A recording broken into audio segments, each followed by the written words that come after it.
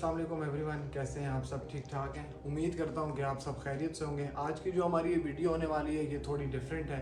जैसे कि आप सबको पता है कि इज़राइल और फ़लस्तीन में क्या हो रहा है मैं अपने फ़लस्तीनी भाइयों के साथ हूं और मैं मज़म्मत करता हूं and I condemn the situation in Palestine and I condemn and I seriously condemn what the इज़राइलीज़ are doing in Palestine. तो आए आज हम आज इस इशू पे हम रोशनी डालेंगे। जी अस्सलाम वालेकुम। आज के हमारे इस ब्लॉग में हमारे मेहमान हैं ब्रिगेडियर सैयद नज़ीर, दिफाई तज्ज़ियाकार, और हमारे पास कुछ सवालात हैं इनसे करने के लिए। तो आइए पहले सवाल की तरफ चलते हैं। ब्रिगेड साहब, आप हमें ये बताएं, ये जो इसराइल और फ़लस्तीन के दरमियान जो जंग चल रही है इसका क्या पस मंज़र है और इस पूरे मसले के पीछे क्या बैकग्राउंड है और इतनी जानें क्यों ज़ाया हो रही हैं? जी बहुत शुक्रिया। जहाँ तक मौजूदा क़ज़िये का ताल्लुक़ है तो इस पर पहले भी बहुत सारे जंगें हुई हैं, लेकिन ख़ुसूसी तौर पर जब आजकल सोशल मीडिया का ज़माना है और लोग बहुत आगाही भी हासिल करना चाहते हैं, लेकिन मेरे ख्याल में कि हमारी जो नई नस्ल है ख़ुसूसी तौर पर हमें जानना चाहिए कि इसका बैकग्राउंड क्या है। ये अरब और इसराइल या यहूदी आपस में क्यों लड़ रहे हैं और इतनी जाने और इतने सालों से, बल्कि अब तो बहुत अरसा हुआ। इज़राइल 1948 में ये बना था और उसके बाद मुसलसल जंगें, वैसे उसके पहले भी थी लेकिन एक स्टेट के तौर पर ही है।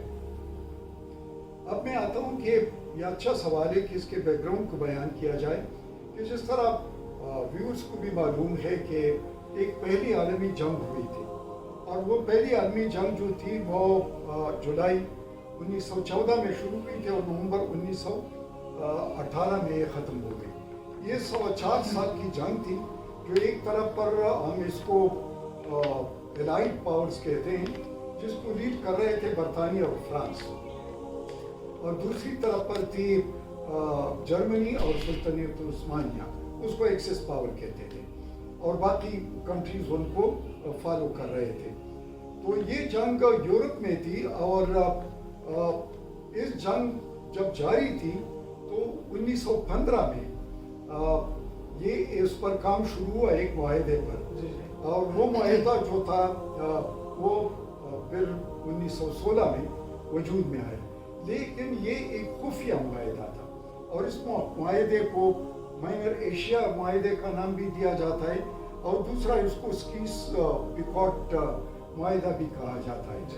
और ये बरतानिया, फ्रांस और रूस इनके 3 मेंबर्स थे और इस खुफिया मुआहदे के तहत इन्होंने कहा कि जंग के नतीजे में जब सुल्तानियत उस्मानिया को शिकस्त हो जाएगी तो उस शिकस्त के नतीजे में सुल्तानियत उस्मानिया के हिस्से बखरे करेंगे और उस हिस्से बखरों में खुसूसी तौर पर मिडल ईस्ट जो है, जो मौजूदा मिडल ईस्ट है और जो ममालिक है ये वजूद में आएंगे और सुल्तानत उस्मानिया के उससे निकल जाएंगे, और दूसरी तरफ पर जो अफ्रीका में सुल्तानत उस्मानिया के तहत जो ममालिक है वो अलग हो जाएंगे, और तीसरी बात ये है कि जो आर्मीनिया या जो सेंट्रल एशिया जहाँ पर वाक़ है वो ममालिक भी अलग कर देंगे, और इसके अलावा बहुत सारी चीज़ों पर जो एसेट्स हैं या अबनाए हैं उस पर भी हम कंट्रोल हासिल करेंगे।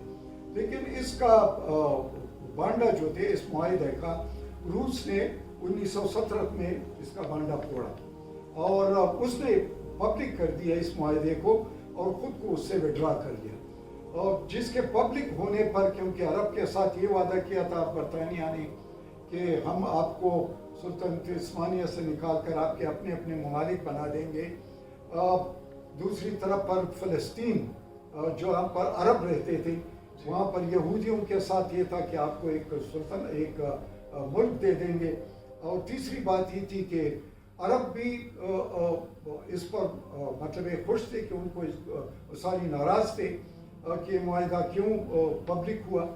दूसरा फ्रांस और बरतानिया भी इस पर नाराज़ थे, और कुर्द जो थे उनके साथ भी एक होमलैंड का वादा किया गया था, वो भी नाराज़ थे, लेकिन जो अरब थे उस पर खुश थे कि चलो इसका पता चल गया। लेकिन बहरहाल ये जो मुआहदा था اس کے پبلک ہونے کے بعد پھر ایک اور معاہدہ ہوا جس کو سیویرس کا معاہدہ کہا جاتا ہے. یہ اگست 1920 میں ہوا اور یہ اس کی ایک شکل تھی جس کو پبلکلی وہ کیا گیا کہ ابھی کیونکہ پھر ایکسس پاور کو جرمنی اور سلطنت عثمانیہ اور اس کے باقی جو ممالک تھے ان کو شکست ہو چکی تھی.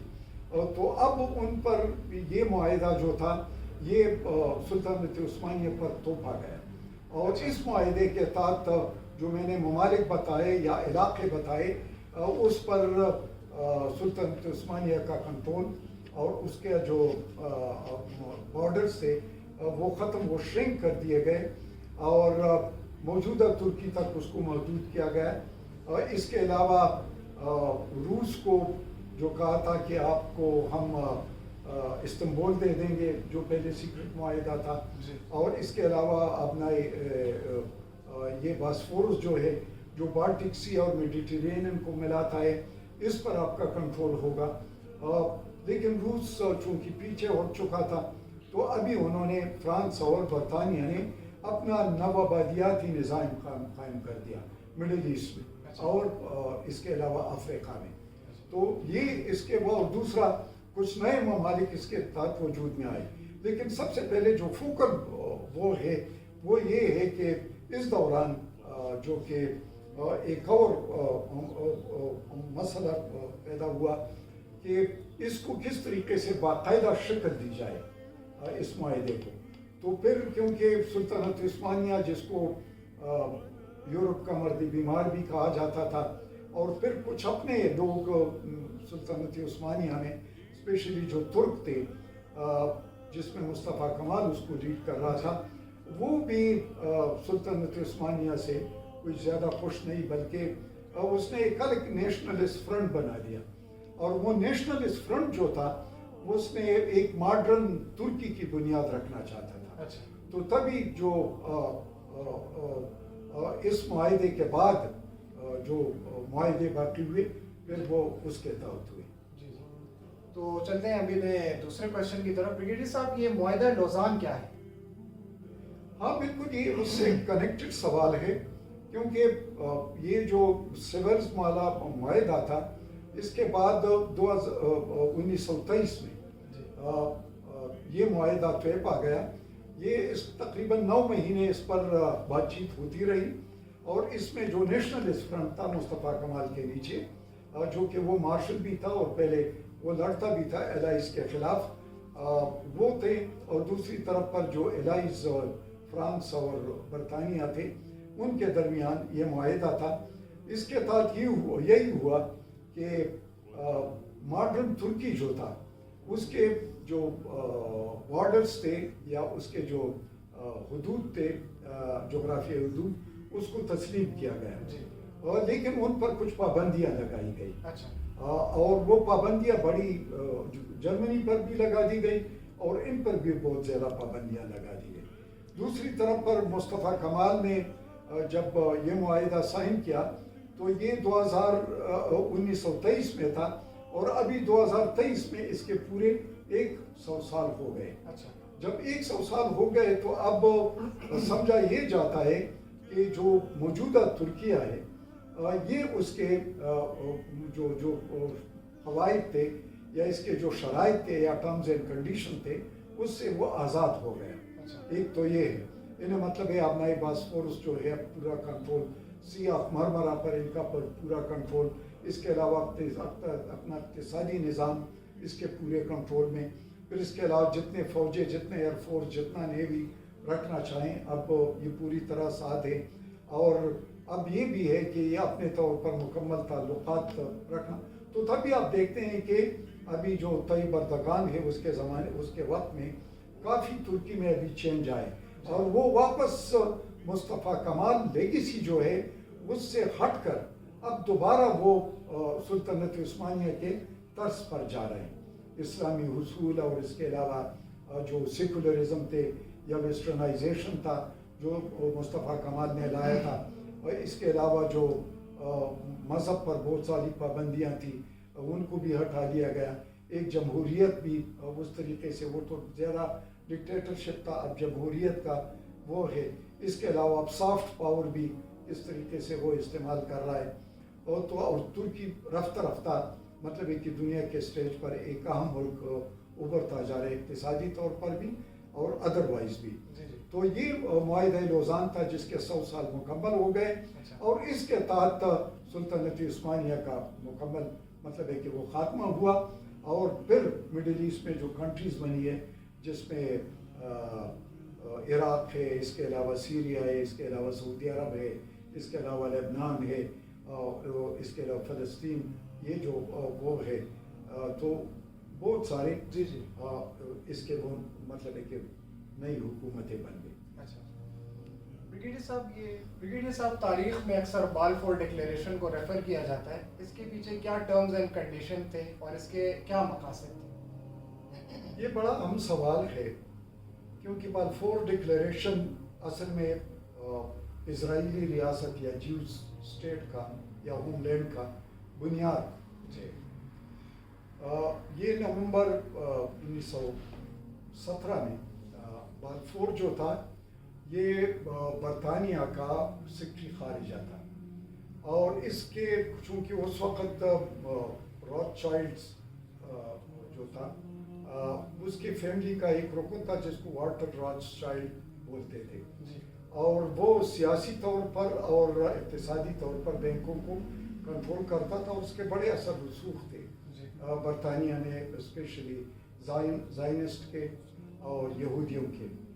تو ان دونوں کے درمیان یہ ایک قسم کی انڈرسٹینڈنگ ہوئی کہ ایک ایسا ڈکلیریشن اس نے جاری کیا بالفور نے، جس کے تحت فلسطین میں یہودی آباد ہوں گے.